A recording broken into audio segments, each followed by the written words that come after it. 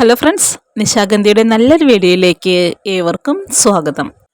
ഇന്ന് നമ്മുടെ എല്ലാം നിത്യജീവിതത്തിൽ പ്രധാന സ്ഥാനം വഹിക്കുന്ന ഒന്നാണ് ഒലീവ് ഓയിൽ അല്ലേ. അങ്ങനെ നമുക്ക് ഒരുപാട് ഗുണങ്ങൾ നിറഞ്ഞ ഒലീവ് ഓയിൽ തരുന്ന ഒരു നിത്യഹരിത വൃക്ഷമായ നമ്മുടെ ഒലീവാണ് കേട്ടോ ഇന്നത്തെ അതിഥിയായിട്ട് വന്നിരിക്കുന്നത്. ഇത് നന്നായിട്ട് കായ്കൾ ഉണ്ടായി നിൽക്കുന്ന ഒരു ഒലീവ് മരമാണ്. അപ്പോൾ അതിൻ്റെ ഒരു വീഡിയോ കിട്ടിയപ്പോൾ ഇതിനെപ്പറ്റി അറിയാത്ത കൂട്ടുകാരുണ്ടായിരിക്കും അല്ലേ. അപ്പോൾ അവരിലേക്കെല്ലാം എത്തിക്കാൻ വേണ്ടിയിട്ടാണ് കേട്ടോ ഇന്നത്തെ ഒരു വീഡിയോ ആയിട്ട് വന്നിരിക്കുന്നത്. ഈ ഒലീവ് മരത്തിന് മറ്റൊരു പേര് കൂടിയുണ്ട്, സൈത്ത് എന്ന്. ഒരു നിത്യഹരിത വൃക്ഷമാണ് ഒലീവ്. ഈ വൃക്ഷത്തിൻ്റെ അതേ പേര് തന്നെയാണ് കേട്ടോ ഈ വൃക്ഷത്തിലുണ്ടാകുന്ന ഫലത്തിനും. ഈ വൃക്ഷത്തിൻ്റെ പേരായ ഒലീവ് എന്ന പേരിൽ തന്നെയാണ് ഇതിലുണ്ടാകുന്ന കായ്കളും അറിയപ്പെടുന്നത്. പ്രധാനമായിട്ടും ഫലത്തിന് വേണ്ടിയിട്ടാണ് ഈ ഒലീവ് മരം നട്ടുപിടിപ്പിക്കുന്നത്. പല ഇനം ഒലീവ് മരങ്ങളുമുണ്ട്. സാവധാനം വളരുന്ന ഒരു മരമാണ് കേട്ടോ ഇത് 3 മുതൽ 12 മീറ്റർ വരെ ഉയരമുണ്ടാകുന്നു. ഇടതൂർന്ന് വളരുന്നു. ഇലകൾ കട്ടിയുള്ളതും നീണ്ടതും കൂർത്തവയുമാണ്. ഇതിൻ്റെ പൂക്കൾ തീരെ ചെറുതുമാണ് കേട്ടോ. ഒലീവ് മരം പൂർണ്ണ വളർച്ചയെത്തിയിട്ട് പഴങ്ങൾ ഉണ്ടാവാൻ തുടങ്ങിയിട്ടുണ്ടെങ്കിൽ ഒരിക്കലുണ്ടായിട്ടുള്ള അതേ ശാഖയിൽ വീണ്ടും വീണ്ടും കായ്ക്കാറില്ല. ഓരോ വർഷം ചെല്ലുന്തോറും പുതിയ പുതിയ ശാഖകൾ ഉണ്ടാവുകയും പുതിയ പുതിയ പൂക്കളും പഴങ്ങളും ആ പുതിയ സ്ഥാനങ്ങളിൽ ഉണ്ടാവുകയും ചെയ്യും. ഫലത്തിനു വേണ്ടി കൃഷി ചെയ്യുന്ന ഈ ഒലീവ് മരം ഇന്ന് പലയിടങ്ങളിലും കൃഷി ചെയ്തു വരുന്നുണ്ട്. പൊതുവെ ചൂടുള്ള കാലാവസ്ഥ ഇഷ്ടപ്പെടുന്ന മരമാണ് ഒലീവ്. ഇത്തരം മരം ഉഷ്ണമേഖലാ പ്രദേശങ്ങൾ വളർത്താനായിട്ട് ഏറ്റവും അനുയോജ്യമാണ്. പിണഞ്ഞു കിടക്കുന്ന തായ്തടിയിൽ നിന്നും ഉണ്ടാകുന്ന ചില്ലകളിൽ വെള്ളി നിറത്തിലുള്ള ദീർഘ ചതുരാകൃതിയിലുള്ള ഇലകൾ കാണപ്പെടും.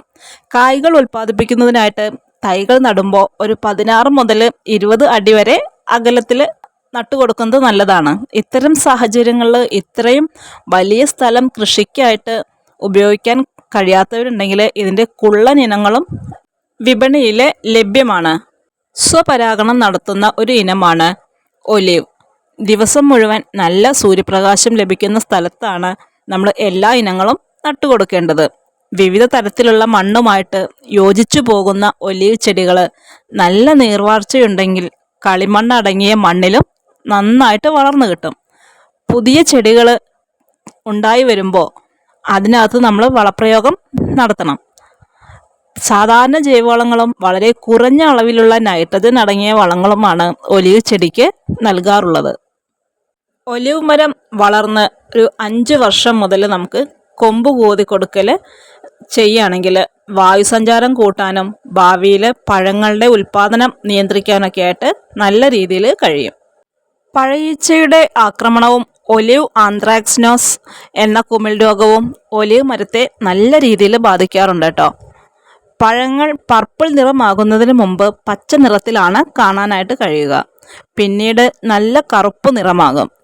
മൂപ്പെത്താത്ത പഴങ്ങൾക്ക് കയ്പുരസം നല്ല രീതിയിൽ കൂടി വരും കേട്ടോ. പച്ച നിറമുള്ള കായ്കളാണ് നമ്മൾ സാധാരണ വിളവെടുക്കാറുള്ളത്. എന്നാൽ ചില ഇനങ്ങൾ കറുപ്പ് നിറമാകുമ്പോഴാണ് വിളവെടുക്കാനായിട്ട് ഏറ്റവും അനുയോജ്യം. വിളവെടുത്ത് 3 ദിവസങ്ങൾക്കുള്ളിൽ ഭക്ഷ്യയോഗ്യമായ രീതിയിൽ നമ്മൾ അതിനെ സംസ്കരിച്ചിട്ടെടുക്കണം. പച്ചയായ കായ്കൾക്ക് കയ്പുരസം ഉണ്ടാകുന്നത് രാസസംയുക്തമായ ഒല്യൂറോബിൻ അടങ്ങിയത് കൊണ്ടാണ്. ഇനി നമുക്ക് ഈ ഒലീവ് കായിൽ നിന്നും കിട്ടുന്ന ഒലീവ് ഓയിലിനെ കുറിച്ചിട്ട് ഒന്ന് നോക്കിയാലോ. മെഡിറ്ററേനിയൻ പാചക രീതിയുടെ പ്രധാന ഘടകമാണ് ഒലീവ് ഓയിൽ. ലോകത്തിലെ ഏറ്റവും ആരോഗ്യകരമായ എണ്ണകളിൽ ഒന്നായിട്ട് ഈ ഒലീവ് ഓയിലിനെ കണക്കാക്കപ്പെടുന്നു. സാധാരണ olive oil, virgin olive oil, extra virgin olive oil തുടങ്ങി വിവിധ തരങ്ങളിൽ ഇവ ലഭ്യമാണ്. ചെറിയ എരിവോട് കൂടിയ രുചികരമായ ഈ എണ്ണ പലതരം പാചകങ്ങളിൽ ഉൾപ്പെടുത്തുന്നത് വളരെ നല്ലതാണ്.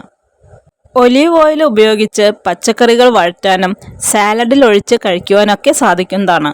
എന്നിരുന്നാലും ഒലീവ് ഓയിൽ വിഭവങ്ങളൊന്നും വറുക്കാനായിട്ട് ഉപയോഗിക്കാതിരിക്കുന്നതാണ് ഏറ്റവും നല്ലത്.